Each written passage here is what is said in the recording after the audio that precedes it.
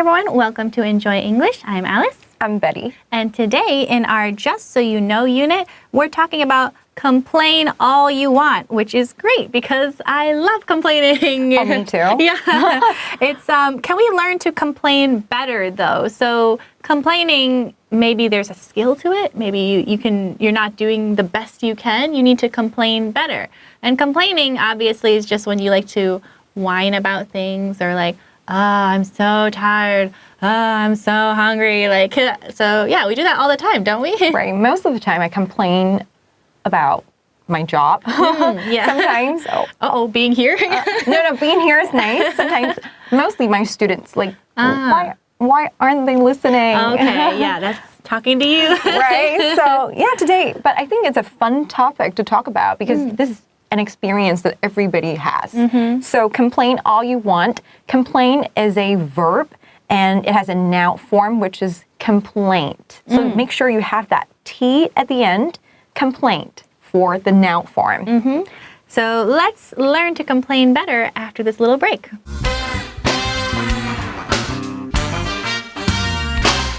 Complain all you want. Everyone complains. It is a totally normal and natural thing to do. Complaining has two functions. The first is as a tool for building relationships with others. When we complain, we are sharing our feelings and letting people know what we like and don't like.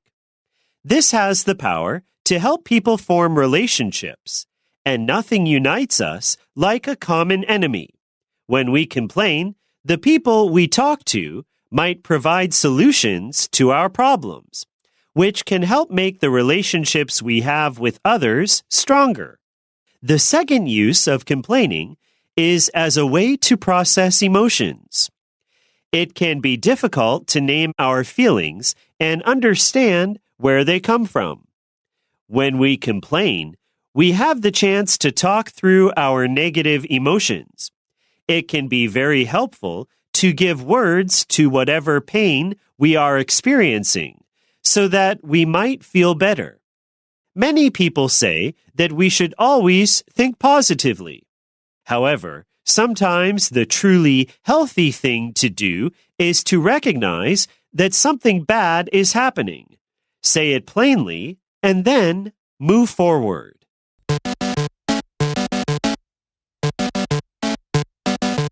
All right, so let's start our all English unit today with our first paragraph, which says, everyone complains. So that's me, you, right? That's all of you watching. It's everyone complains. You can't tell me that, I've never complained in my life. You can't lie to us like that.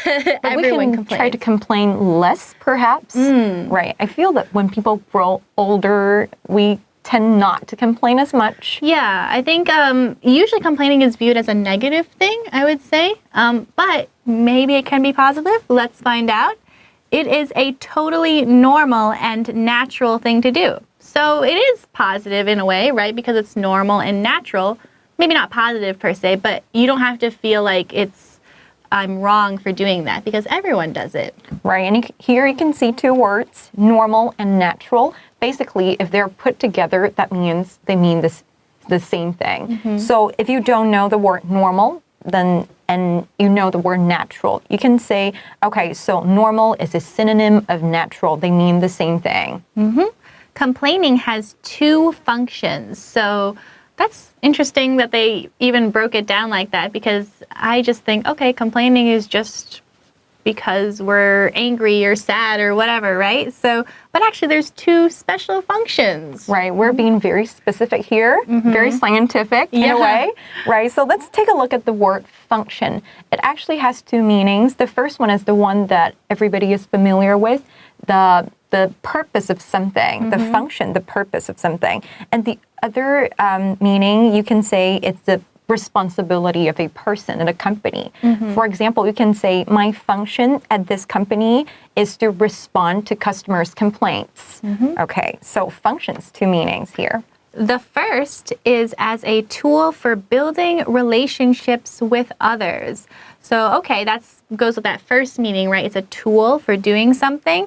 And in this case, it's building relationships with others. So relating to people, which actually is, now that I think about it, that makes sense. Like when I complain, oh, I'm so tired, you might say, me too, and we're relating, right? Right, we're bonding yeah. in a way, right? So the first is a tool.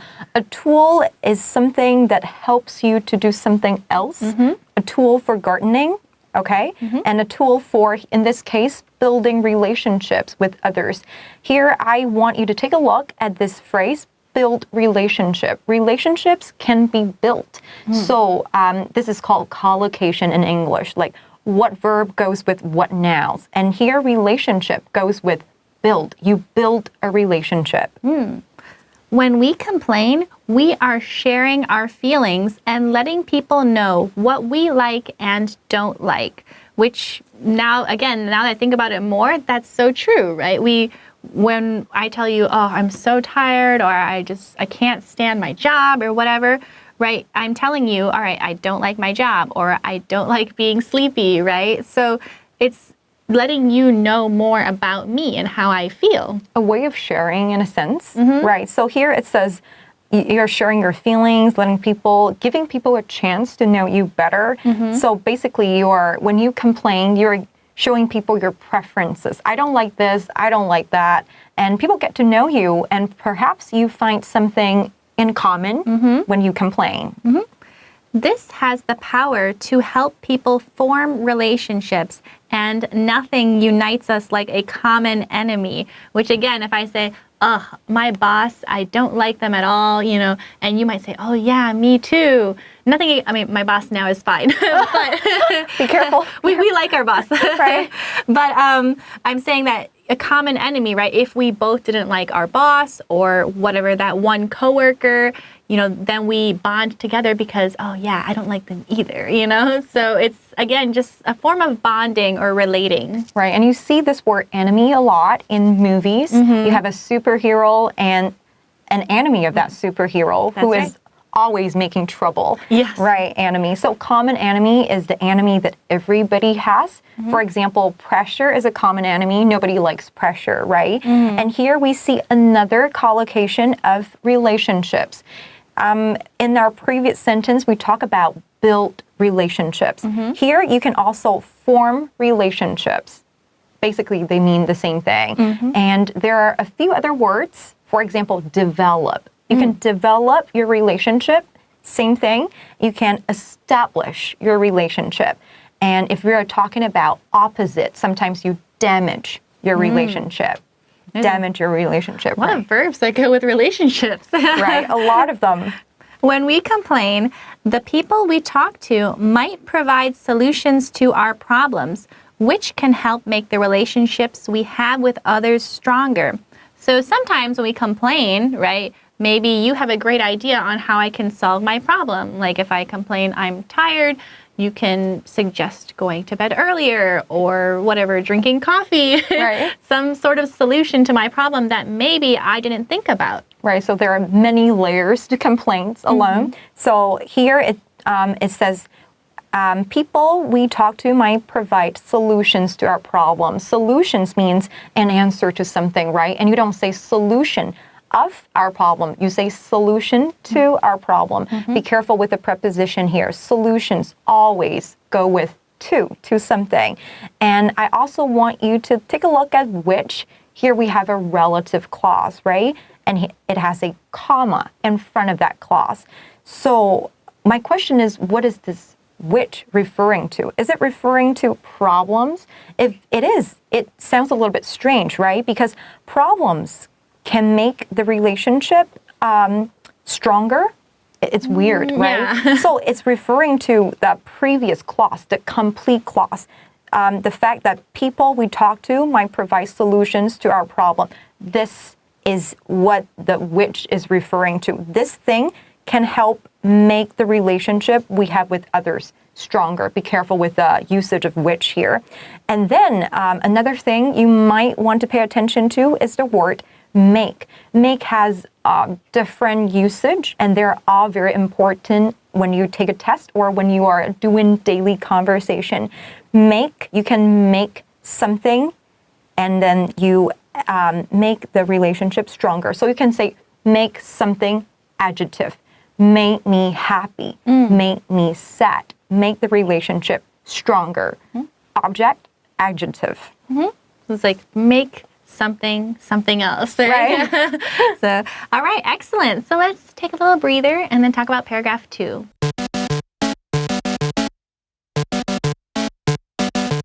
Paragraph 2 time. So we start off with the second use of complaining is as a way to process emotions. So we all feel emotions every day, right? And that is, I guess, another use of complaining. So we can process it and, kind of work through our emotions, right? We need to express our emotions somehow, and complaining is just one way to do that. Right. And here you can see process emotions. This word is actually a little bit difficult. Process. Alice mentioned work through. It's a way of explaining it. And process something is usually when you are in a difficult situation and you kind of think about it, spend some time to think about it, and then you finally are fine with it in the end. Process emotions. Okay, and emotions are like, what are some examples of emotions? We feel happy, right? Sad, angry, I think jealousy is one of them, or envy. I'm not sure if that's a special emotion by itself. Yeah. Right. But basically how we feel, right? Right. Emotions, anger, happiness, all the thing. And it can be difficult to name our feelings. So name here is used as a verb. You don't, like, my name is Betty, but here name means to point out. Sometimes it's difficult for you to pinpoint, like say exactly why you want to complain. So it is good when you complain, you kind of, okay, so at that time I felt upset. I wasn't feeling angry. I was upset. Okay. It can be difficult to name our feelings and understand where they come from. That's something I think therapists try to work with people a lot about, is that you are feeling a lot of feelings and the therapist can help you understand what you are feeling. Talk about, oh, maybe you are feeling angry because of this, or maybe you are feeling sad because of this. So that's something that some people actually might need help doing because it's very difficult, as they say. Right. And can you talk a little bit about therapists? Who is that? The therapists are usually people similar to counselors. They're people who you pay, I guess, to go see, and they help. They're kind of like mental health doctors in a way, I guess, right? Where they help you process emotions or other difficult things relating to mental health. Basically talk to them and they're trying to, help you figure out what's going on in your life. They're not very popular. They didn't used to be so popular here in Taiwan, but they are gaining popularity over the years.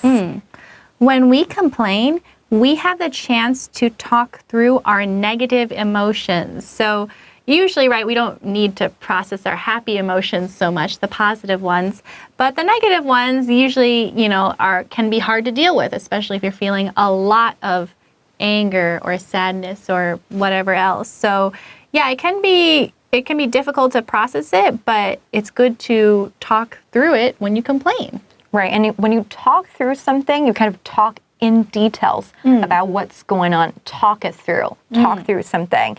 And then negative emotions, including what Alice just mentioned, anger, depression, jealousy, all those sorts of things. And the opposite of negative would be positive. Right, good things, right. Happy stuff. It can be very helpful to give words to whatever pain we are experiencing so that we might feel better. And I think a good way to think about it is just that you can't, if you understand something, then you can figure out how to solve it, right? You can't really solve a problem without understanding what is the problem, right? I guess this is a very good point. Yeah, it's the first step, I think. So I think complaining isn't like the end solution, but I think it's the first step toward a solution. It's the process, right? The building blocks for what comes later. So complaining can be very helpful. That means full of help that helps you, right? when you give words to whatever pain. Give words to here basically just means says. When you say whatever pain you are experiencing, so that you feel better. So that here is a conjunction. And after so that, you put the result of something, the purpose of something. I study so that I can get a good grade on my tests. So the result, the purpose of something, you use so that. So let's think about that a little bit and then talk about our final paragraph.